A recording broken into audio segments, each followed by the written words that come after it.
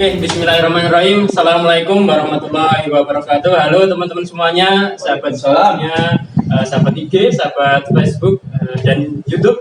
Ketemu lagi dengan saya Agus Priyatno di channel Pusaka Land TV.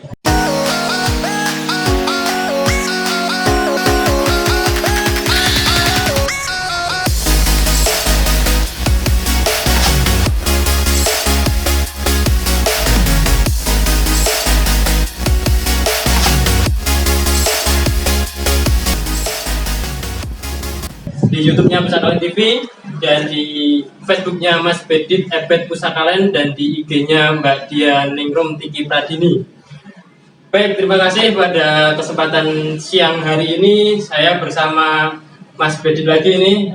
Mas Bedit merupakan owner dan founder dari Pusaka Land. Selamat siang Mas Bedit. Selamat siang, halo, apa kabar Bapak Ibu semua? Semoga sehat selalu, kuat selalu, semangat terus berkarya. Saat ini kita siang ini berada di perumahan Geraha Pusaka Ngariboyo, perumahan Project Mas Bedit. Nah, alhamdulillah kelihatan sangat jelas semua. Di belakang sudah terbangun. Total di Geraha Pusaka 1 yang eksklusif ini ada 74 unit dan alhamdulillah sudah 90% terbangun dan sudah 70 unit sudah sold, artinya masih sisa 4 unit. 4 unit aja.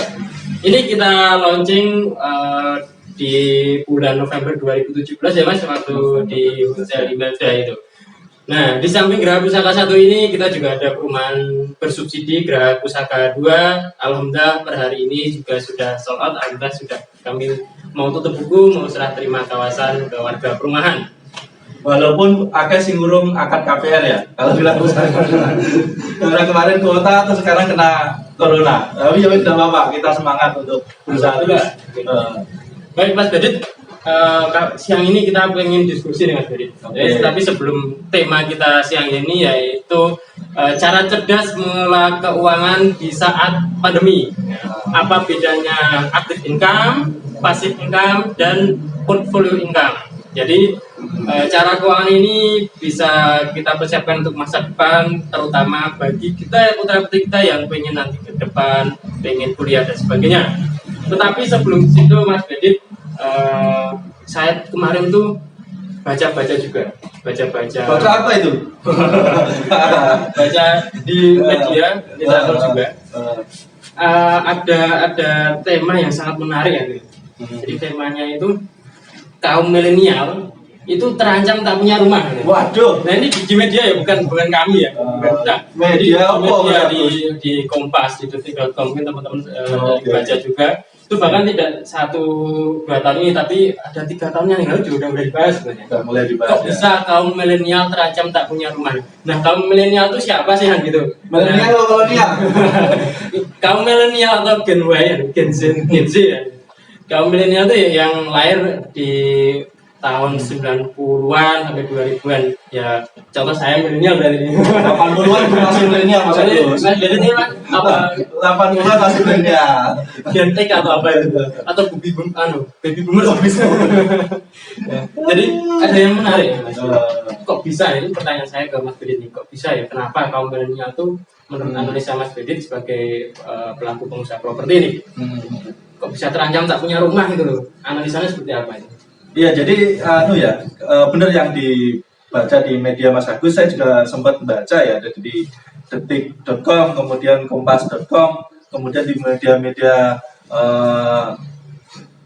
elektronik juga, bahwa disebutkan kaum milenial susah memiliki rumah gitu ya. Nah, itu disebutkan bahwa kaum milenial itu yo yang lain 80-an sampai 90-an Mas Agus. Masih milenial.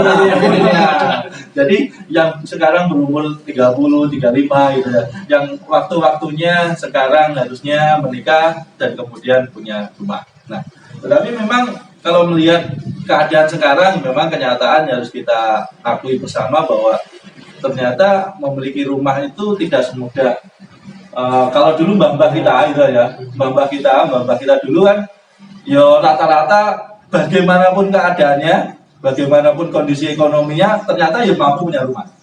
Walaupun sedikit-sedikit, fondasi dulu misalkan, kemudian bangun temboknya dulu, kemudian Cicil dan seterusnya gitu kan. Nah, Tetapi ternyata kaum milenial ini disebutkan di beberapa literatur kesulitan untuk memiliki rumah. Nah, ada beberapa faktor ya, karena memang pertama yang paling esensi adalah bahwa pendapatan gitu kan ya. Pendapatan sekarang, mohon maaf nih, tapi ini kenyataan harus kita bahas. Karena kalau tidak kita bahas, yo kita akan terlambat menyadarinya. Ini yang penting adalah sadar dulu, baru sadar kemudian bertindak kan gitu. Nah, ternyata pendapatan atau kenaikan gaji sekarang ini tidak mampu mengimbangi kenaikan rumah, gitu aja. Kenaikan rumah, gitu. Artinya semakin sulit. Nah, berarti harus sedemikian cepat untuk menyadari ini sehingga kita bisa bergerak mau seperti apa. Oke, kita ambil contoh Mas Agus. Rumah kita ini dulu kan harganya launching 199 dulu. 199 juta. 2017 bulan September. Ya. September. Nah, kemudian sekarang 2020 bulan Juni. Berarti sudah 2 tahun mau 3 tahun, 2 tahun setengah lah ya. 2 tahun setengah harganya sekarang 200. Kemarin yang tipe 4582 itu kita di 299. Dan 299. Artinya 199 ke 299. Ada 100 juta peningkatan, kenaikan. Dalam 2,5 tahunan ya. Dalam 2,5 tahunan. Berarti ada kenaikan berapa persen? 200 berarti ya hampir 50% ya? 50% kan? Artinya dalam 2 tahun setengah ada kenaikan 50%. Berarti per tahunnya kenaikannya berarti 20% lah, enggak? 20%. Sampai 20%. Oke. Sekarang kita lihat gaji. Nih, gaji kaum milenial di tahun 2017 UMR wis. Dan Minang kan UMR. UMR tahun 2017 berapa? 5 jutaan ya. 5 jutaan. Kita lihat data. 1,5. Sekarang 1,6. 1,6. 1,7 sekarang. Nah, 2017 itu 1,4. 1,4. Berarti 300.000 kenaikannya. Oke, 300.000 dibagi 1,4. Berarti kurang lebih seperti banyak. Berarti 35%-an ya. Belum. 300 bagi 1,4. 300.000 seperempat. Sekitar 20%. Kenaikannya oke imbang secara persentase. Tetapi kenaikan angsuran sekarang. Kenaikan angsuran rumah. Ketika harga 199 dulu masih 2,1 2,2 bahkan 2, mundur sedikit lah, hampir anggap 2 wis, kurang lebihnya 2. Sekarang sudah 299. Angsuran dengan DP yang sama loh. Ini membandingkan dengan DP yang sama. Membandingkan yang DP yang sama ternyata sudah 3 jutaan. 3 jutaan sekarang. Angsurannya kan? Oke. 1 jutaan. Berarti ada kenaikan angsuran 1 jutaan. Tetapi kenaikan pendapatan 300.000. Nah, 300.000. Itu kalau kita bandingkan dengan UMR. Berarti kesimpulan gimana sih? Kenaikan nilai properti itu jauh lebih cepat, lebih tinggi daripada kenaikan nilai pendapatannya. Kenaikan pendapatan iya, makanya itu salah satu faktor. Kemudian yang kedua juga mengapa bisa begitu? Karena tanah ini kan sudah klasik dibahas bahwa diciptakan oleh Allah kan sekali. Sedangkan orang lahir, kemudian besar menikah, punya anak, punya rumah. Menikah, bikin rumah. Menikah, harus punya rumah. Artinya permintaan akan rumah lebih besar daripada tersedianya rumah. Betul, karena tanah tidak bertambah. Tanah tidak bertambah. Terbukti rilis dari pemerintah ada backlog kan? Yeah. Backlog rumah subsidi, baru rumah subsidi bukan rumah komersil. Itu ada 13 juta. Yeah. Ada 13 juta penduduk Indonesia yang belum punya rumah, backlognya. Nah, artinya ada permintaan 13 juta, tapi entah karena kenapa, mungkin suplai yang kurang atau kemampuan dari si pembeli itu yang belum cukup, mereka belum punya rumah. Belum inflasi, wah, ini kalau bahas inflasi itu ternyata properti itu kan kita juga sering sampaikan antara properti dan emas ya Mas. Kalau emas itu bisa melindungi Anda, tapi properti lah yang melipat gandakannya. Ulangi. Emas tadi tak ulangi ya. Emas itu bisa melindungi jenengan semuanya bagus semua. Melindungi keuangan. Tetapi properti lah yang melipat gandakannya. Okay. Dan ada satu lagi tuh. Tadi bahas pernikahan gitu mas. Selagi masih ada janur kuning melengkung, berarti harga properti akan semakin menggunung. Ke orang-orang tua kita yang sudah beli rumah duluan. Lawang saya kemarin sebelum tinggal di rumah sekarang itu tinggal di perumahan Terung ya. Terung Selosari kan. Dulu harganya berapa? 40 juta, 30 juta. Berapa tahun yang lalu mas? Ya orang lama, mereka beli kan tahun 98, 99 itu perumahan. Berarti 20 tahun, sudah cukup lama. Itu 30, 40 juta. 26 juta yang tipe paling kecil standar. Saya tanya itu. Angsurannya berapa? 75.000 sampai 100.000 ya. Nah, berarti apa? Sekarang dijual sudah berapa nilai rumah di Terung walaupun standar, tidak diubah-ubah ya. Nah, taruhlah nilai ini 250-an lah ya. anggap 200-250-an dari belinya dia 30 juta, sudah naik berapa kali selama 20 tahun kan? Berarti itu akan berlaku sama dengan rumah ini 150 juta 10 tahun lagi, 15 tahun lagi akan naik berapa lipat kali. Kalau untuk hanya ke 4 kali ke 500 juta saya kira cukup mudah. Masuk akal ya 500 juta. Cukup mudah gitu loh. Artinya apa? Nabung 1 juta di Pekso dari gaji 3 juta gitu kan ya, angsurkan ke bank syariah, ke rumah subsidi, tahu-tahu 10 tahun lunas, rumah subsidinya dijual, buat sekolah anak, wis cerdas, wis gak usah melok asuransi sing aneh-aneh, ternyata orang mulai duit kan ya. Dan ini pasti aman itu. Nah, properti tetap ada resikonya, tapi resikonya terukur. Ya sebenarnya gampang, resikonya itu legalitas. Ya. Nggak mungkin rumah kita hilang.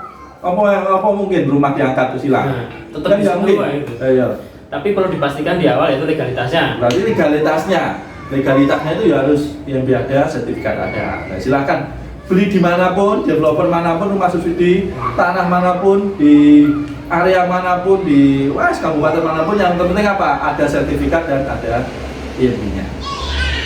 Kira-kira seperti itu Mas Agus. Nah, tadi kemudian kita menginjak ada namanya tadi yang spending, ada income dulu ya. Ya, kita bahas income dulu. Jadi ada active income, ada passive income, ada portfolio income. Kita bahas satu-satu. Ada active income.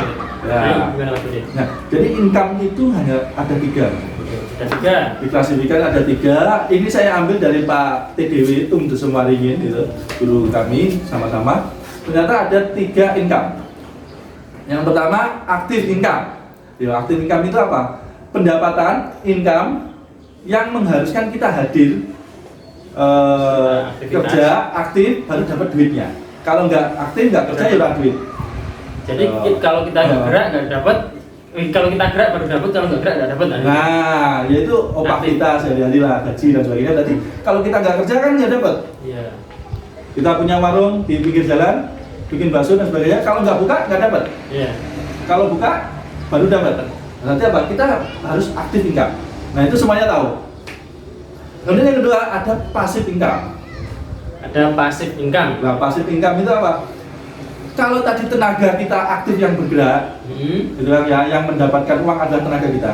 Kalau pasif ternyata uang kita yang menghasilkan uang. Oke.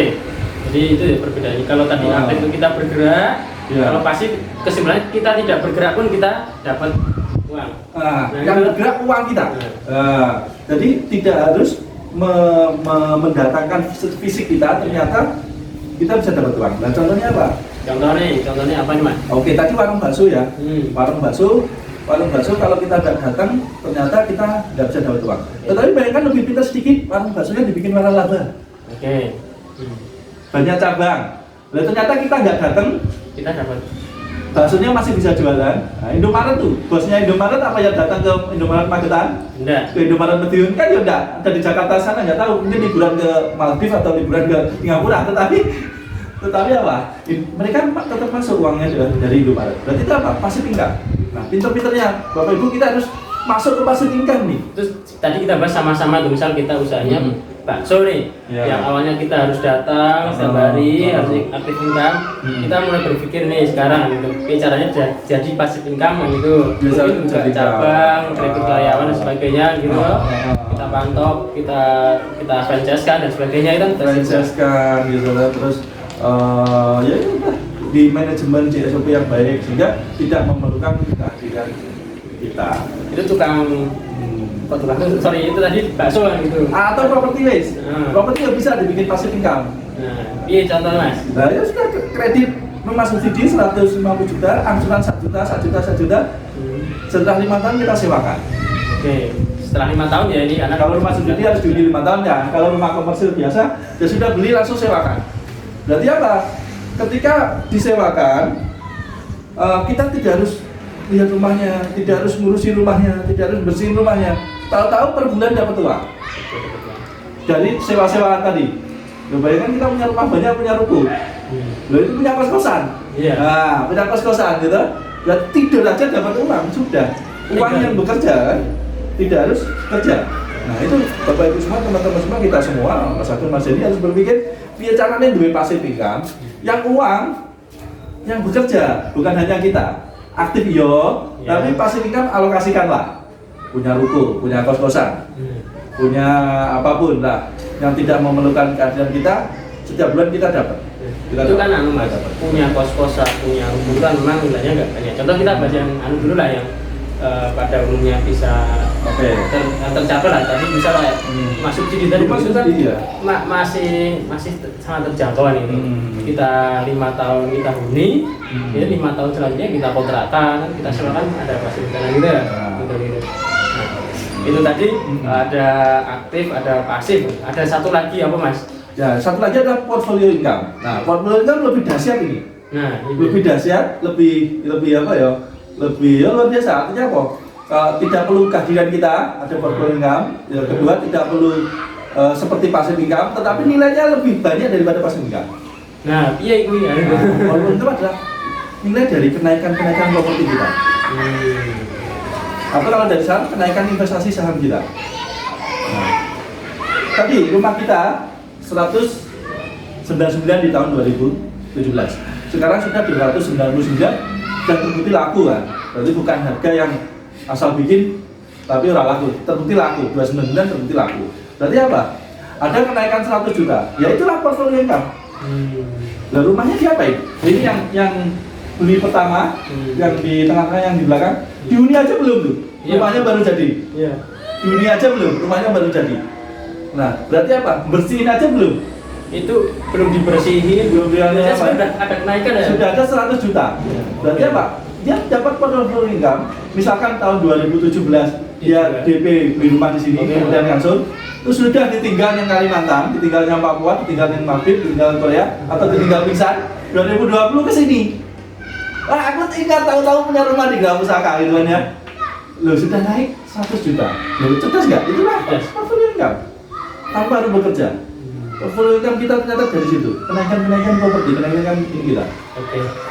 Jadi contoh tadi kembali ke rumah subsidi tadi. Berarti rumah subsidi itu dapat 2 jadi ya, bisa jadi 2. Karena passive income dan portfolio income, iya, bisa setelah 5 tahun disewa-sewakan, terus ada kenaikan nilai portfolio income, yang portfolio itu diem-diem atau nggak sadar dapat duit, nggak sadar, ya sudah bayangkan, tiba-tiba dalam 2 tahun setengah nggak ngapa-ngapain dapat 100 juta.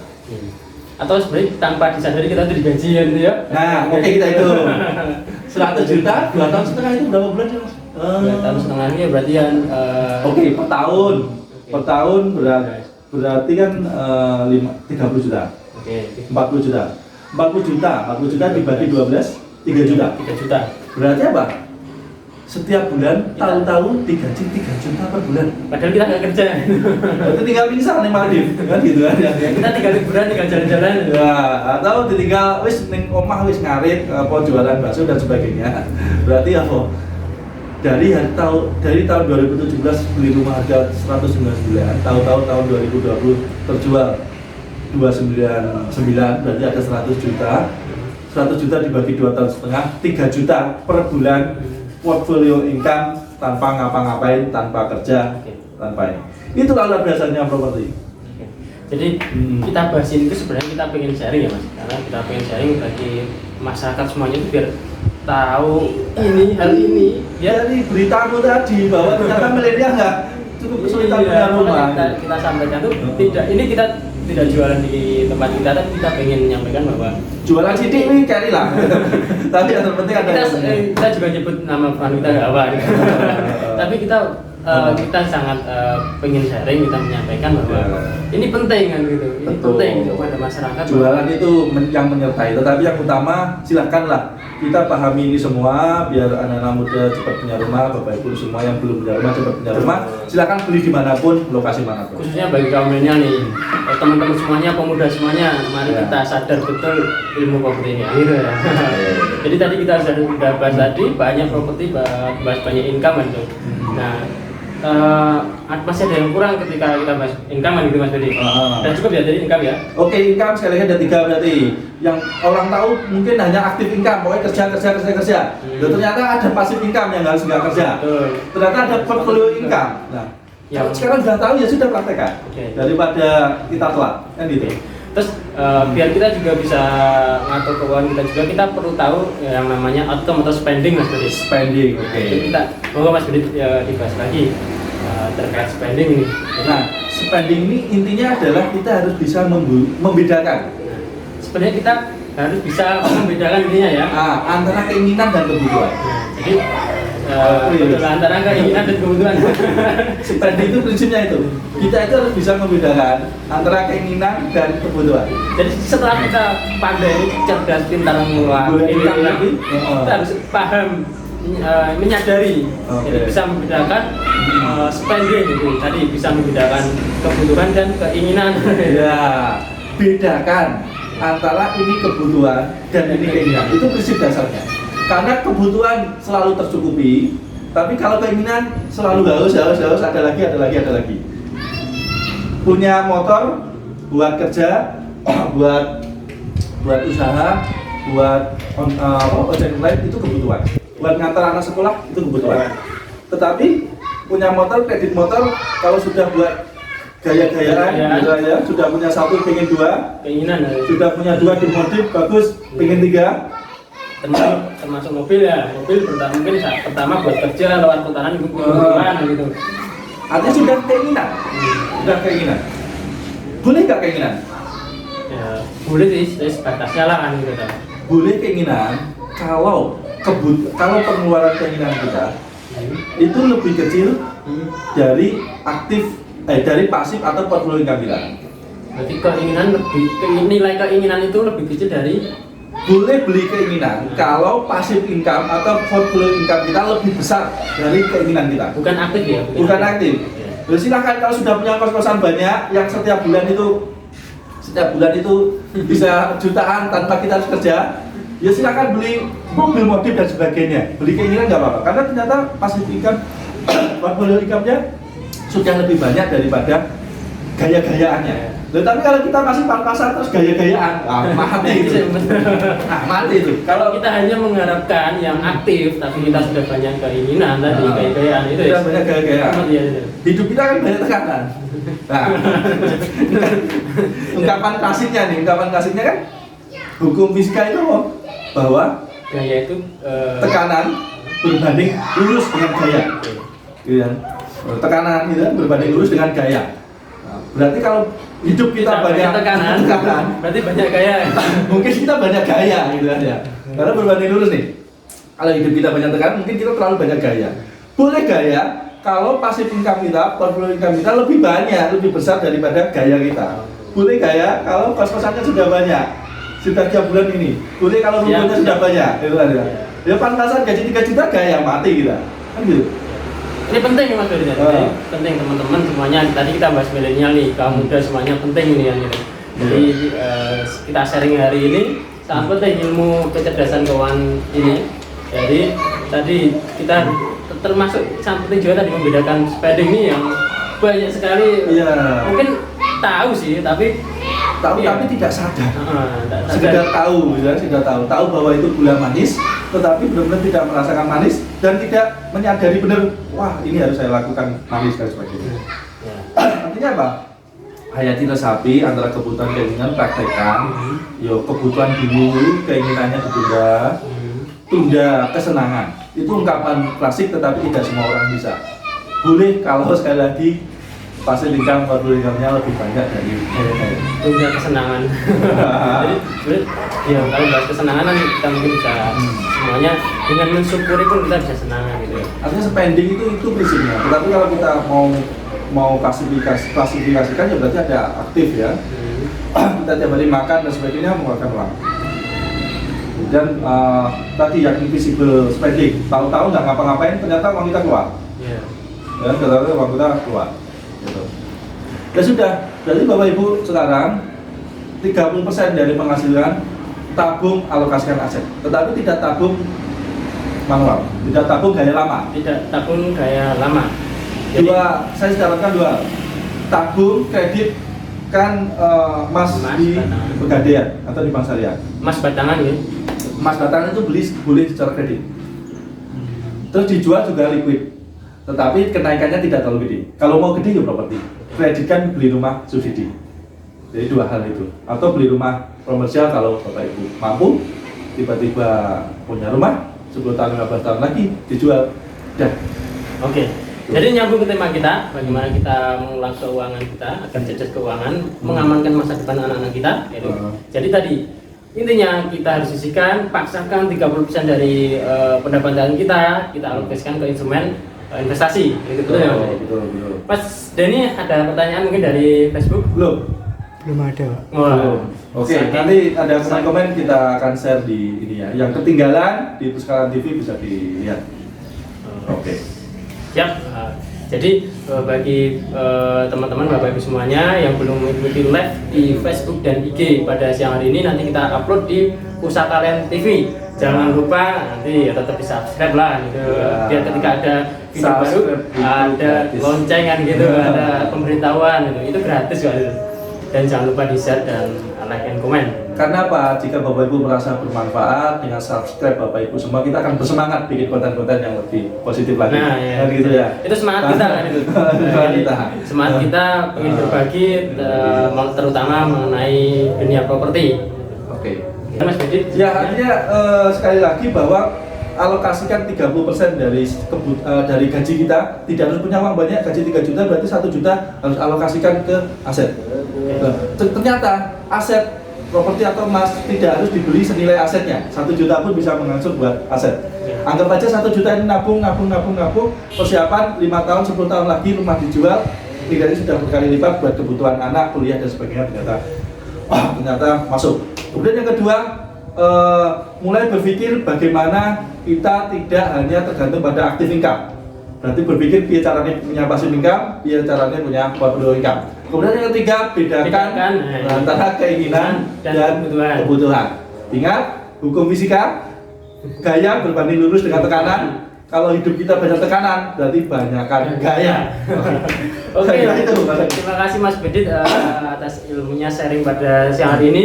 Semoga bermanfaat. Jangan lupa ya teman-teman semuanya, Bapak Ibu mungkin komen feedbacknya biar kami juga ada semangat untuk saling terus berbagi. Agenda kita live lagi kapan Mas Agus? Jadi kita live lagi besok Sabtu. Nah, besok Sabtu ini kita tidak sharing, tapi kita pengen asik-asikan, ringan-ringan saja. Kita pengen akustikan, jadi akustikan, jadi dari akustikan, karena raiso akustik tenanan, jadi akustikan. Jadi kita pengen menyanyikan lagu khusus lagunya Didi Kempot, kita almarhum Didi Kempot, kita tribut ke almarhum Didi Kempot. Jadi kita sebagai penghargaan buat maestro campur sari Indonesia yang mengembangkan budaya lokal dengan bahasa Jawanya itu kan yang luar biasa dinikmati masyarakat dan diterima masyarakat. Kebetulan besok itu kayaknya 40 harinya Mas Agus. Kita doakan supaya almarhum Didi Kempot husnul khotimah, kemudian diampuni segala dosanya dan ditempatkan di sisi Allah yang terbaik. Dan bagi keluarganya semakin dikuatkan dan akan muncul penerus baru Didi Kempot jika kita tidak ketinggalan inspirasi dari budaya Jawa. Amin. Nah, jadi sebagai penghargaan besok kita akan konser akustikan bertempat di perumahan Villa Pusaka Mulia di alamat di Balikonto Ngariboyo Magetan. Tribute to Didi Kempot. Jadi besok Sabtu jangan lupa ya sekitar jam segitu ya Mas, sore-sorean agar dia Jam 2 Jam 2. sore silakan nanti mulai sekarang request lagu boleh. Tapi ingat ini akustikan. Jangan bayangkan ini luar biasa bagus. Namanya juga main-mainan. Jangan request lagu di komen atau apapun di Sekali TV Pak. Siap. Terima kasih, ketemu lagi dengan kami nanti di live Facebook, IG dan Pusaka Land TV di channel YouTube. Besok Sabtu kita akan live akustikan di Villa Pusaka Mulia. Terima kasih, cukup sekian dari saya. Saya Agus Priatno beserta Mas Widi pada siang hari ini mengaturkan terima kasih atas perhatian dan atensi Bapak Ibu semuanya. Terima kasih atas waktunya. Semoga bermanfaat ilmu-ilmu pada siang hari ini. Terima kasih, sampai jumpa lagi. Wassalamualaikum warahmatullahi wabarakatuh. Waalaikumsalam warahmatullahi wabarakatuh. See you next time.